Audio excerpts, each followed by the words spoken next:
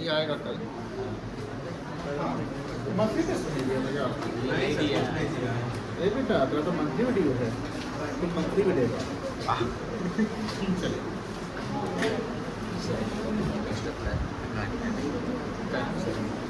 Rules of F2 बंद कर ऐसे चल रहा है। F2 बंद करके आइए आदर्श, आदर्श बैठ जाइए, ऋषि आप जाइए बेटा। F2 लिखा हुआ उसको बंद कर दो।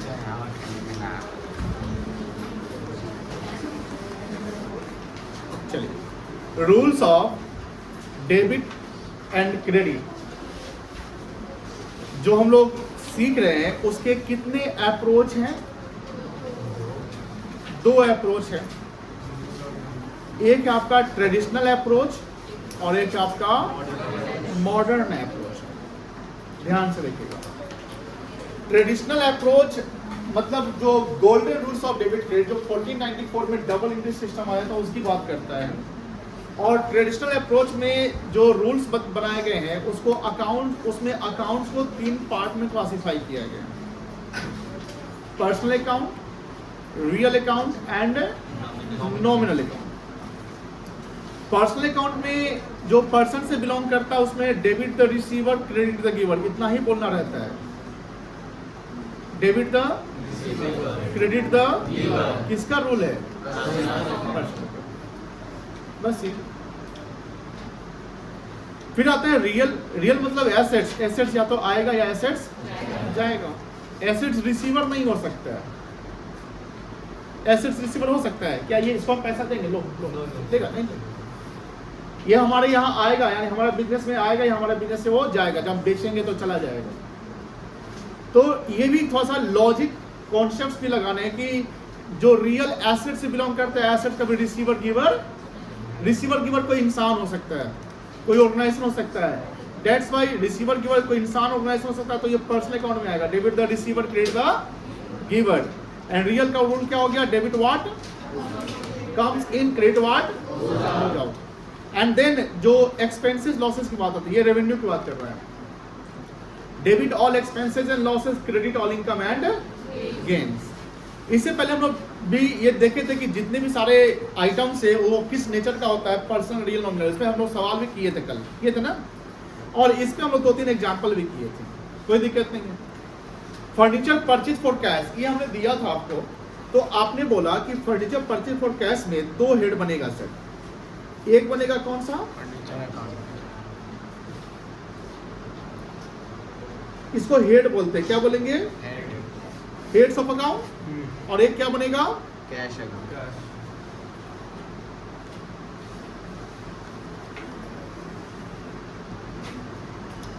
अब इसका हम अगर बोले कि भैया इसका नेचर क्या था, क्या था? फर्नीचर कौन सा है? फर्नीचर एसेट्स हो गया ना। कौन सा अकाउंट होगा? Real account. किसी ने पर्सनल अकाउंट बोला था, पर्सनल अकाउंट नहीं हो सकता है, ये एसेट से रियल अकाउंट होगा। क्या होगा बेटा? और कैश भी क्या होगा? Real account. अब रियल अकाउंट का रूल क्या है? डेबिट व्हाट, बोल बोल कर याद करना होता है। ऐसे नहीं कि हम 2 बार नजर देख लिए तो याद हो गया, ऐसे नहीं होने वाला है। घर पे भी आपको बोल कर पढ़ने हैं, घर पे इसको पढ़ना है, लिखना है, फेड करना है, बोल कर पढ़ना है। अल्टीमेट एम लाइफ में ये ना चाहिए कि भैया हमको अपने काम में परफेक्ट होना है। और परफेक्ट आप कैसे होंगे? आप रिपीटेड प्रैक्टिस करके हो सकते हैं। आप कमजोर हैं, कमजोर थे, क्या थे, doesn't matter, make your present better. Present अगर आप अपना अच्छा करने लगोगे ना तो फ्यूचर अपने आप अच्छा हो जाएगा, बढ़िया हो जाएगा। तो प्रेजेंट जो भी करना है हमको प्रेजेंट में करना है, मेहनत करना है, ठीक है। इससे हम लोग को कोई भी इसका शॉर्टकट नहीं होता है। तो debit what comes in and credit what goes out. This was the rule, है ना। अब यहाँ पर हमारे बिजनेस में हमने फर्नीचर परचेज किया था, बोलो हाँ है ना। हमने फर्नीचर परचेज किया, पैसा दिया, क्या आया था हमारे यहाँ? क्या काम सीन हुआ? हमारा फर्नीचर हमारे यहाँ आ गया। और क्या पैसा गया? कैश। अब डेबिट क्रेडिट कौन होगा पता चल गया ना। Yes sir. तो यहाँ पर फर्नीचर अकाउंट क्या हो जाएगा?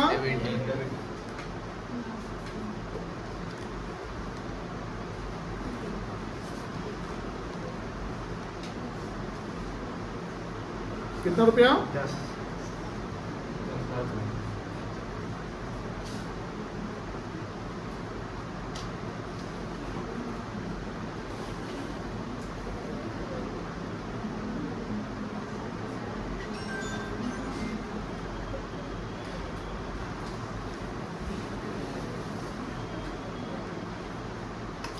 तो ये हमारा पर्सनल, रियल और नॉमिनल का रूल्स था जो हमने देखा।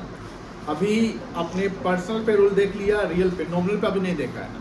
तो हम लोग नॉमिनल का एक एग्जांपल करते हैं, फिर मॉडर्न अप्रोच करेंगे, ठीक है ना। मान लो लिखा हुआ है salary of rupees 15,000 paid by cheque. Salary of rupees 15,000 paid by cheque. हमने चेक से सैलरी पेड किया। अगर हमने चेक से पैसा दिया तो पैसा मेरा कहाँ से कटेगा? बैंक से कटेगा। और सैलरी हमारे लिए इनकम है कि एक्सपेंस है? एक्सपेंस है ना बेटा। अब बताइए इसमें दो हेड आएगा, एक आएगा हमारा सैलरी अकाउंट, कोई दिक्कत नहीं है, और एक आएगा बैंक अकाउंट। सैलरी हमारे लिए एक्सपेंसेस है, बोलो हाँ है ना। अब बैंक क्या है? ऑर्गेनाइजेशन है, संस्था है। अब सैलरी हमारा एक्सपेंस है तो कौन सा अकाउंट होगा? नॉमिनल अकाउंट होगा। और बैंक ऑर्गेनाइजेशन है तो कौन सा अकाउंट होगा? पर्सनल अकाउंट होगा। कोई दिक्कत नहीं है। अब रूल्स नॉमिनल का क्या है? नॉमिनल का रूल्स क्या है? Debit all expense and loss. Debit all expenses and losses. Credit all income and Credit all incomes and gains. Personal का रूल क्या था बेटा? याद करो, बोलो, बोलना पड़ेगा। डेबिट द, सब लोग बोलो ना, डेबिट द, आगे बोलो।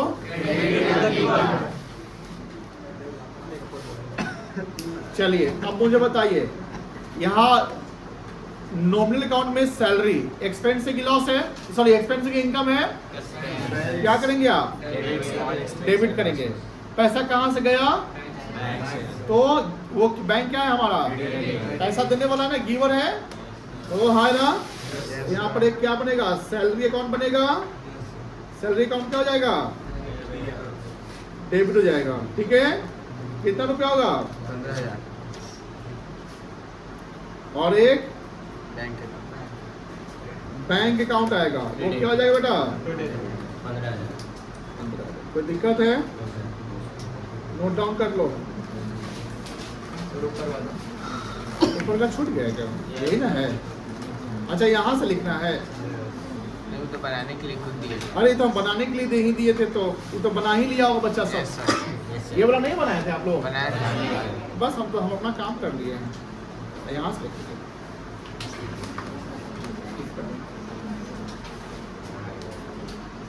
लिख लिए। चलिए एक स्टूडेंट का डाउट है,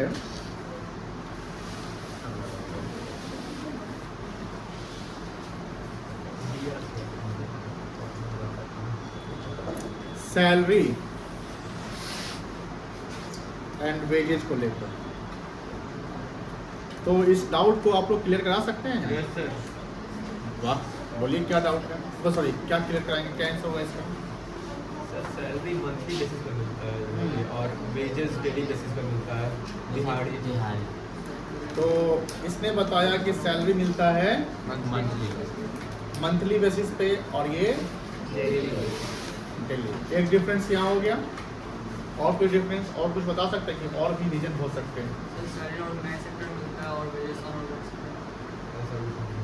सैलरी ऑर्गेनाइज सेक्टर में मिलता है,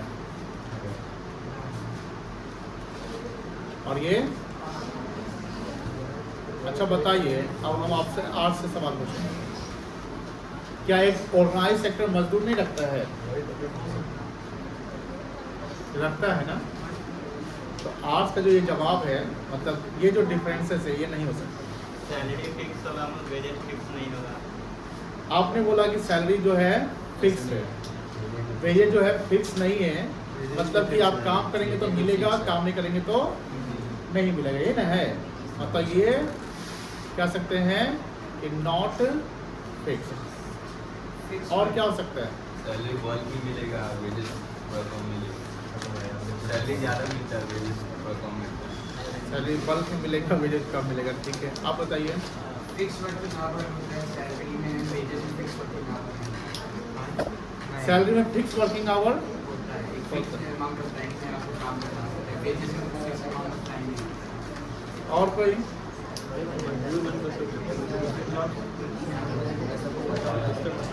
चलिए, ये जो जवाब है मंथली, डेली, ये सही है। फिक्स नॉट फिक्स सही है। इसके अलावा भी बहुत सारे आंसर हो सकते हैं। सैलरी में अमाउंट जो होता है वो फिक्स होता है। आप जितना काम, मतलब कि जैसे क्या है कि टाइम में मेंशन है, क्योंकि वो मंथली बेसिस से मिल रहा है, तो काम हो या ना हो आपको सैलरी मिलने है। जैसे मान लो कि आप लॉकडाउन देखे होंगे, तो लॉकडाउन में मान लो कि कोई एम्प्लॉय जो जॉब में है और फैक्ट्री बंद हो गया, मान लो, लेकिन उस फैक्ट्री का मैनेजर था, तो उसको सैलरी मिल रहा था। तो यहाँ पर होता है कि काम ज़्यादा हो कम हो डजेंट मैटर, आपको सैलरी उतना ही मिलेगा। वेजेज में क्या होता है कि according to your work load आपको पेमेंट मिलेंगे। अगर आज मान लो लॉकडाउन में फैक्ट्री बंद हो गया, तो फैक्ट्री के जो वर्कर होंगे उनको तो काम नहीं मिला, तो जब काम नहीं मिला तो उनको पेमेंट नहीं मिलेगा। दूसरा कि अगर हम सैलरी की बात करें तो सैलरी एक सुपीरियर होता है as compared to wages. Wages labourer को मिलता है, जनरली वेजेज उसको मिलता है जो फिजिकली वर्क करता है। मजदूरी किसको मिलता है? जो फिजिकली वर्क करता है। और सैलरी किसको मिलता है? जो मेंटली वर्क करता है। नहीं समझे? जैसे आप मान लीजिए कि कहीं नौकरी किसी को मिलती है, अब नौकरी मिली तो आपने वहाँ पर कोई अकाउंटिंग का काम करना है, कोई भी सुपरवाइजरी रोल करना है, कोई भी मेंटल यानी स्किल वाले काम करने, किसी को इंस्ट्रक्शन देना है, गाइड करना है, कर सकते हैं ना। तो जहाँ माइंड का यूज कर रहे हैं, जहाँ मेंटल एक्सरसाइज, जहाँ मेंटल वर्क हो रहा है, वहाँ पर वो आपको परमानेंट कोई कंपनी रख रही है, क्योंकि आपके यूजेज हैं, आपसे उनको फ़ायदा है। वर्कर आज मान लो एक्स है और एक्स चला गया, हम वाई से भी वही काम करवा लेंगे। मान लो कि गेट के सामने ईंट है, बालू है, गिट्टी है, अब उसको छत पे चढ़ाना है 2 तल्ला 3 तल्ला पे। अब हम किसी से भी चढ़वा सकते हैं ना।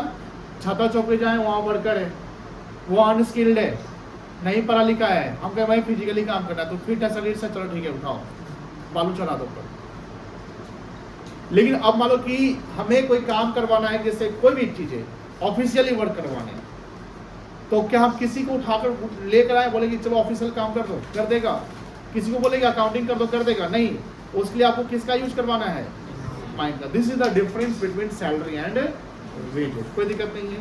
तो यहाँ पर आपको कहीं ना कहीं मेंटल वर्क होता है, सैलरी फिजिकल वर्क भी हो सकता है, थोड़ा बहुत मेंटल हो सकता है, बट जनरली अब ये नहीं, अब वेजेज में भी तो मेंटल वर्क हो ही सकता है ना। कि सर अगर मान लीजिए कोई वर्कर है, वो माइंड का यूज नहीं करता, सारा काम गड़बड़ कर सकता है। अब मेरा ये नहीं कहना था, मेरा ये कहना था कि वेजेज मजदूरी वहाँ जहाँ फिजिकली ज़्यादा काम हो रहा है, फिजिकली ज़्यादा काम का मतलब कि माइंड तो हर जगह अप्लाई करने हैं। सैलरी में का मतलब क्या हुआ कि जहाँ मेंटल वर्क ज़्यादा हो रहा है, वहाँ फिजिकली भी हो रहा होगा, लेकिन मेंटल ज़्यादा हो रहा है। जैसे मान लो कि हम किसी को ड्राइवर रखे हुए हैं, तो क्या वो फिजिकली काम नहीं कर रहा है? कर रहा है ना, बट वो मेंटली ज़्यादा काम कर रहा है, जिससे हमारा एक फ्यूचर पर्सपेक्ट से कि हाँ उसको हम फ्यूचर में रख सकते हैं, जिससे फ्यूचर हमको बेनिफिट देता है, जिसको मंथली बेसिस पर रखे हुए, वही सैलरी, उसको हम सैलरी पे करते हैं, वेतन। क्या बोलते हैं उसको? वेतन। चलिए, और कोई डाउट है? नहीं, ये लिख लिया आप लोग तब तक। अब हम लोग आते हैं एक नेक्स्ट पड़ाव पे। वो नेक्स्ट पड़ाव है rules of debit credit as पर मॉडर्न अप्रोच।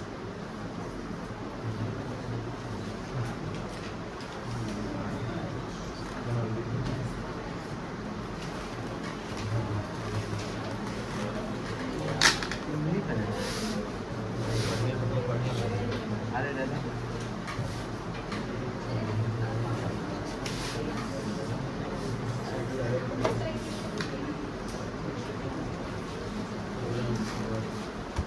मॉडर्न अप्रोच का 2 और नाम है, बता सकते हैं क्या क्या है?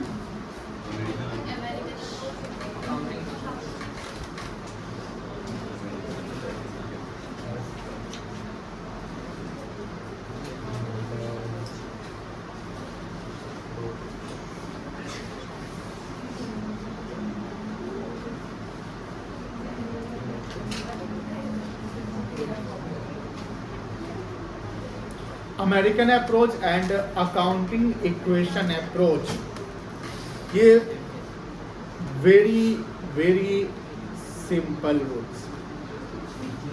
ऐसे वो भी रूल्स आसान था क्योंकि आपने पढ़ाई प्रॉपर किया है, बट उससे भी आसान आपका है अकाउंटिंग इक्वेशन अप्रोच। अब सर ये है क्या?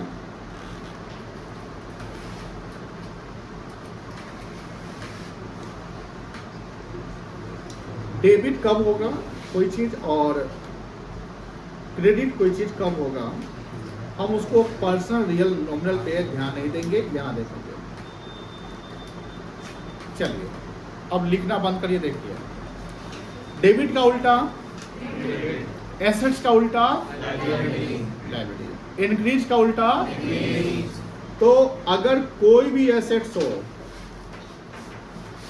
कोई भी लिखोगे नहीं अभी, कोई भी एसेट्स हो, अब कोई भी एसेट्स है तो आप याद करो वो समय, वो दिन जिस दिन हमने आपको अकाउंटिंग टर्मिनोलॉजी में एसेट्स को बताया था, ढेर सारे एसेट्स बताए थे। लेकिन कुछ बच्चे अभी भी क्या है ना, घर पे नहीं पढ़ते हैं तो एसेट्स को लायबिलिटी, लायबिलिटी को एसेट्स बना देते हैं, तो वो नहीं करते हैं। तो सर एसेट्स को हमने क्या बताया था? Any types of asset like non current assets and current assets. अब नॉन करेंट एसेट में बताया कि वो फिक्स्ड एसेट्स होता है जिसके दो पार्ट होते हैं, टेंजिबल और इनटेंजिबल। टेंजिबल जानते थे जिसको हम फिजिकली टच कर सकते हैं, this can be movable and immovable, this can be seen. और इनटेंजिबल कुछ value exist but can't be seen, कुछ physical existence not available in the business but जिसकी वैल्यू अवेलेबल है उसको हम इनटेंजिबल कहते हैं। और करेंट एसेट जानते हैं, debtor, stock, BR, cash, bank, prepaid expenses, accrued income. तो जितने भी एसेट्स है, कोई भी एसेट्स ले लो, अगर वो एसेट्स इंक्रीज कर रहा है तो क्या करेंगे? उसको डेबिट करेंगे। क्या करेंगे? जैसे मान लो कि हमने फर्नीचर खरीदा 50,000 रुपए का, हमने फर्नीचर खरीदा। मुझे बताइए मेरे बिजनेस में फर्नीचर की वैल्यू, फर्नीचर हमारे लिए एसेट्स होगा ना, बोलो हाँ है ना? तो फर्नीचर की वैल्यू क्या 50,000 से इंक्रीज कर गई? Yes sir. तो जब फर्नीचर की वैल्यू 50,000 से इंक्रीज कर गई तो फर्नीचर हमारे लिए क्या है? एसेट्स। क्या हो रहा है? तो उस फर्नीचर को क्या करेंगे? हम डेबिट कर लेंगे। अब सपोज कि मान लो कि हमने पेमेंट चेक से कर दिया या यूपीआई कर दिया। यूपीआई समझते हैं ना? हाँ बताइए, यूपीआई का फुल फॉर्म क्या है? Unified payment interface. क्या है? Unified payment interface. अब हमने यूपीआई से पेमेंट किया तो मुझे बताओ पैसा कहाँ से कटेगा? मेरा जो बैंक में जो पैसा वो भी तो मेरे लिए एसेट्स है ना, इसको कैश एट बैंक कहते हैं। तो मुझे बताइए बैंक बैलेंस मेरा डिक्रीज करेगा कि इंक्रीज कर गया? घट गया ना, क्योंकि 50 हमने दे दिया। अब बताओ बैंक हमारे लिए एसेट्स है कि लायबिलिटी है? एसेट्स है। अब एसेट्स है तो ये वाला एसेट जो बैंक है वो घट रहा है कि बढ़ रहा है? घट रहा है। तो जब एसेट्स इंक्रीज करेगा तो डेबिट करेंगे, और अगर एसेट्स क्या करेगा? उल्टा चलिएगा, लॉजिक लगा के। एसेट्स इंक्रीज किया तो बोलो ना, एसेट्स इंक्रीज किया तो डेबिट। यानी इस क्वेश्चन में फर्नीचर इंक्रीज किया तो फर्नीचर अकाउंट क्या हो जाएगा? डेबिट हो जाएगा। इसी क्वेश्चन में बैंक क्या हो गया? डिक्रीज कर गया तो बैंक अकाउंट क्या हो जाएगा? क्रेडिट। अब आप इधर इस ट्रांजेक्शन को furniture purchase and paid by UPI अगर लिखा हुआ है, इस ट्रांजेक्शन को आप किसी भी नियम से बना लो, चाहे आप ट्रेडिशनल अप्रोच लगा लो, मॉडर्न अप्रोच लगा लो, सेम आंसर आएगा। हम लोग प्रूव करके देखेंगे। तो अब बताओ, एसेट्स इंक्रीज किया, आपने डेबिट करवा दिया, तो एसेट्स का उल्टा क्या होता है? अब बताओ लायबिलिटी केस में क्या लिखेंगे आप? अगर एसेट्स इंक्रीज कर रहा है तो डेबिट हो रहा है, तो लायबिलिटी क्या करेगा कि डेबिट होगा? डिक्रीज। उल्टा चलना है। क्या चलना है बेटा? उल्टा। कोई दिक्कत नहीं है। अब लायबिलिटी डिक्रीज करेगा तो डेबिट, तो अब क्रेडिट कब होगा? लायबिलिटी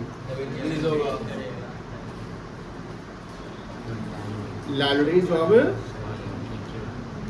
इंक्रीज करेगा। कोई इशू? No sir. लाइबिलिटी के साथ साथ उसी के साइड में एक और चीज रहता है जिसको हम क्या बोलते हैं, कैपिटल। तो कैपिटल लाइबिलिटी तो एक ही पक्ष का है ना, एक ही साइड का है, तो कैपिटल भी क्या करेगा, डिक्रीज करेगा। तो क्या करेंगे बेटा,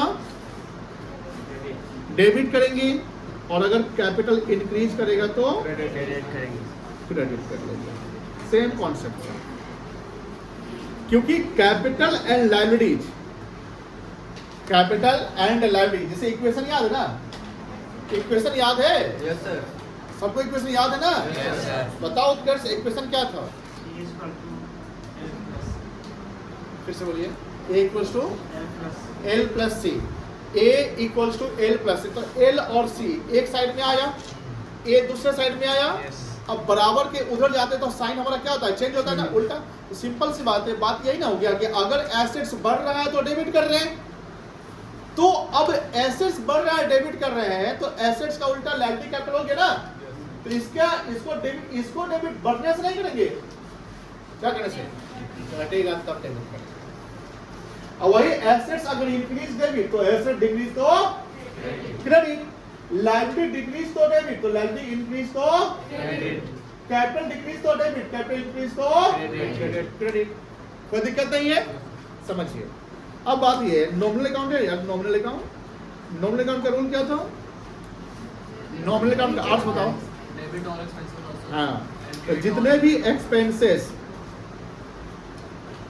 भी एक्सपेंसेस या लॉसेस अगर वो हमारा इंक्रीज करेगा, क्या करेगा बेटा, क्या करेंगे हम, डेबिट कर लेंगे। तो सर एक्सपेंस और लॉस का उल्टा क्या होता है, इनकम एंड गेन्स। अब वो इंक्रीज करेगा तो क्या कर लेंगे हम, और इनकम को ही रेवेन्यू कहेंगे, क्या कहेंगे, क्लियर है सर। अब मान लो कि एक्सपेंस लॉस इंक्रीज किया तो डेबिट कर लिया, इनकम गेन इंक्रीज किया तो क्रेडिट कर लिया। लेकिन मान लेते सर इनकम और गेन हमारा घट गया, इनकम और गेन क्या हो गया, पैसे का न आना, पैसा समझते हैं ना, न आना। अगर आपको कहीं से पैसा आने का उम्मीद है कि आएगा और वो उम्मीद पे पानी फिर गया, नहीं आया, मायूस हो जाइएगा, खुश होइएगा, मतलब नुकसान हो गया, आना था नहीं आया।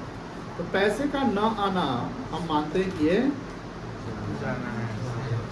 जाना, मतलब कि जहां इनकम बढ़ रहा है तो हम क्रेडिट कर रहे हैं, लेकिन अगर इनकम क्या हो जाए तो हम मायूस हो गए, हमारे नुकसान है, पैसा नहीं आ पाया, डिक्रीज कर गया, तो क्या करना पड़ेगा, डेबिट करना पड़ेगा। तो पैसे का ना आना जाना होता है, ये जिंदगी में याद रखिएगा। एक चीज और याद रखिएगा, पैसे का न जाना, समझे कि नहीं समझे। अगर आपको लगता है कि पैसा कहीं खर्च होने वाला है, पैसा कहीं खर्च होने वाला है, लेकिन नहीं हुआ, अब आप मायूस होइएगा कि खुश होइएगा, मायूस हो जाओगे, हमको दे दो पैसा, कैसे मायूस हो जाएगा। मतलब आपको लगता है ना जैसे कि आज मेरा 500 खर्च होने वाला, 500 घर से निकले और 500 खर्च पूरा खर्च कर लेंगे, लेकिन आपका 200 खर्च हुआ, 300 आपने खर्च कम कर दिया। तो जब हम एक्सपेंस को, ये आप इक्वेशन में भी देखे होंगे, जब हम एक्सपेंस को कम करते हैं ना, ये हमारे लिए प्रॉफिट ही इनडायरेक्ट है। एक्सपेंस को आप कम कर रहे हैं तो क्या होगा, कॉस्ट कम रहा है ना, जब आपका कॉस्ट कम रहा है तो प्रॉफिट क्या हो रहा है, बढ़ रहा है। यानी एक्सपेंस कम होगा तो प्रॉफिट बढ़ेगा, और अगर इनकम कम होगा तो प्रॉफिट क्या हो जाएगा, घट जाएगा, सिंपल। तो पैसे का न जाना आना होता है। तो अगर इनकम डिक्रीज हो रहा है तो डेबिट कर रहे हैं, लेकिन अगर हमारा एक्सपेंस डिक्रीज हो गया तो क्या करेंगे उसको, क्योंकि एक्सपेंस डिक्रीज होना इनडायरेक्टली हमारे लिए इनकम है, एक्सपेंस का डिक्रीज होना हमारे लिए इनडायरेक्टली क्या है, इनकम है, कॉस्ट कटिंग। एलन मस्क का नाम सुने हैं? अमेरिका में ना एक डिपार्टमेंट बनाया गया, डिपार्टमेंट ऑफ गवर्नमेंट एफिशिएंसी। क्या बनाया गया? Department of government efficiency, DOGE. Google पे, ट्विटर पे कहीं भी सर्च करिएगा, इसका फुल फॉर्म है department of government efficiency. Efficiency समझते हैं ना, एफिशिएंटली काम करना है। आज इंडिया में सरकारी जितना भी विभाग है, मोस्टली, सभी नहीं, मोस्टली सरकारी विभाग अगर एफिशिएंटली काम करेगा तो इंडिया में काम बहुत अच्छे से होगा और कॉस्ट भी कम लगेगा। एफिशिएंटली मतलब क्या हुआ, जैसे प्राइवेट सेक्टर में एफिशिएंटली काम होते हैं, नहीं एक्यूरेटली नहीं कह सकते। एफिशिएंटली मतलब कि optimum utilization of resources where you are not going to waste the resources. Resources में क्या आएगा, टाइम आएगा, पैसा आएगा, मशीन आएगा, एसेट्स आएगा, सब कुछ रिसोर्स हो गया। हम अगर अपने प्रॉपर्टी को, एसेट्स को, सामान को, रिसोर्स को अगर हम ऐसी बर्बाद करते चले जाए तो क्या हम कह सकते कि हम एफिशिएंट हैं? नहीं, हम कहलाएंगे इनएफिशिएंट। क्या कहलाएंगे? इनएफिशिएंट। एफिशिएंट कब होंगे? When you are utilizing your resources at optimum level. जब अपने पैसा का तुम रेस्टोरेंट जाके खाना खाते हो तो वहाँ सारा खा के आते हो क्योंकि पैसा लगा हुआ है, और किसी के भोज भात में चले गए तो वहाँ पर बस 4 आइटम छोड़ के आते हो, अपना पैसा नहीं लगा हुआ है। तो जब सरकारी डिपार्टमेंट में जो सरकारी एम्प्लॉयज है, जनरली क्या होता है, वहाँ पर एफिशिएंटली काम नहीं करते। आप देखेंगे वहाँ ब्राइब का कॉन्सेप्ट ट्रेडिशन चलता है, जहाँ ब्राइब है वहाँ पर क्या है, काम ऐसे हो जा रहा है, काम ऑफिस जाना है 10 बजे, पहुँच रहे 11 बजे। अब तो वो बायोमेट्रिक सेंसर वाला लगा दिया तो 10 बजे जाना होता है, बट 10 बजे जाकर भी क्या कर रहे हैं, वहाँ पर आप रील्स देख रहे हैं, मोबाइल चला रहे हैं, लूडो खेल रहे हैं, काम नहीं कर रहे हैं। जो काम आपको 2 दिन में करना है उस काम को आप 1 महीना लगा दे रहे हैं। फाइल डिपार्टमेंट टू डिपार्टमेंट घूम रहा है ना, क्या हम एफिशिएंटली काम कर सकते? नहीं हो रहा है। तो कहीं ना कहीं सरकारी जितने भी एम्प्लॉय है उसको तो सैलरी सरकार दे रही है फालतू का, तो सरकार के पैसे तो फंड फालतू का बर्बाद हो रहे हैं। तो ये इंडिया की प्रॉब्लम नहीं है, पूरे वर्ल्ड की है। हर देश में ऐसा जनरली होता है, कहीं ज़्यादा और कहीं कम होता है। आप ये नहीं कह सकते सिर्फ इंडिया में करप्शन है, सब जगह करप्शन है। अमेरिका में नहीं है, खूब है। अब अमेरिका में करप्शन है, वहाँ भी सरकारी एम्प्लॉय ऐसे करते हैं। इसलिए एलन मस्क के कहने पे डोनाल्ड ट्रंप ने अपने भाषण में, और उन्होंने जो सरकार बनाया तो उन्होंने एक डिपार्टमेंट का गठन किया, डिपार्टमेंट ऑफ गवर्नमेंट एफिशिएंसी। का मतलब ये होता है कि जितने भी इनएफिशिएंट एम्प्लॉय है उसको निकाल दो। भारत सरकार ऐसा डिसीजन नहीं ले सकती क्योंकि सरकार ही गिर जाएगा। निकाल दीजिएगा, नहीं निकाल सकते, प्रॉब्लम हो सकता है, एंटी पार्टी आपका विरोध कर सकता है। तो अमेरिका में डिसीजन लिया कि जितने भी सरकारी एम्प्लॉय जो इनएफिशिएंट हैं उनको क्या करेंगे, निकालेंगे। मकसद क्या है कि हम कॉस्ट को क्या करेंगे, कम करेंगे। अब कॉस्ट को कम करना हमारे लिए फायदे का बात है ना। आप जानते हैं कि वर्ल्ड का सबसे बड़ा इकोनॉमी कौन है, कौन सा कंट्री है, लेकिन सबसे अधिक डेट भी उसी के पास है। डेट मतलब कर्ज, जितना जीडीपी है उतना उसका डेट है। ऐसा नहीं कि अमेरिका अपना पैसा बना बना के वो इतना बड़ा इकोनॉमी बन चुका है, उसके ऊपर डेट भी बहुत ज्यादा है। आपको एक हम टास्क देते हैं, अमेरिका का डेट टू जीडीपी रेशियो क्या है वो पता करके आइएगा। Debt to GDP ratio, America का कितना डेट है और कितना जीडीपी है, पता करके आइएगा। कल बताएंगे हम आप लोग को, क्योंकि आप लोग भी खुद से रिसर्च करोगे, ठीक है ना। घर का कॉल है। चलिए अब यहाँ पर ये लिख लिया है क्या, ये वाला लिखे हैं, ये वाला नहीं, ये सब लिख लो। 23% निकाल गया। कल बताना है, पूरा डिटेल लिख के आना है।